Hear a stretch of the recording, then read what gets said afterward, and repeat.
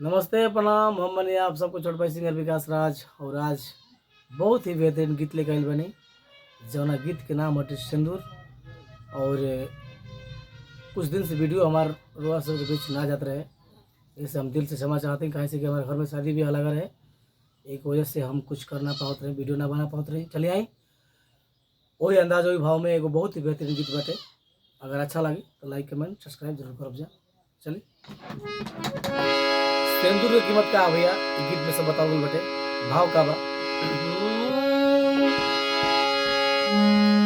सिंदूरे बनावेला जिंदगी के साथी, सिंदूरे बनावेला जिंदगी के साथी, सिंदूरे बनावेला जिंदगी के साथी।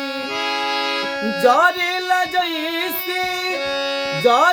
जैसे दिया जोर बाती, सिंदूरे बनावेला जिंदगी के साथी, सिंदूरे बनावेला जिंदगी के साथी।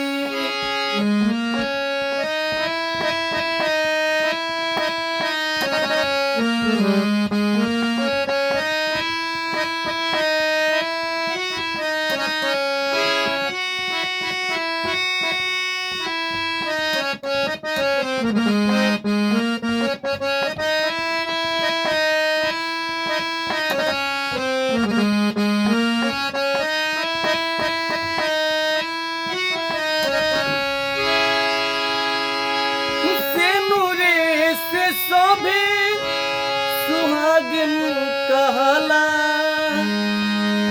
होखे अधीनता अभागिन कहला। सिंदूरे से शोभे सुहागिन कहला, होखे अधीनता अभागिन कहला।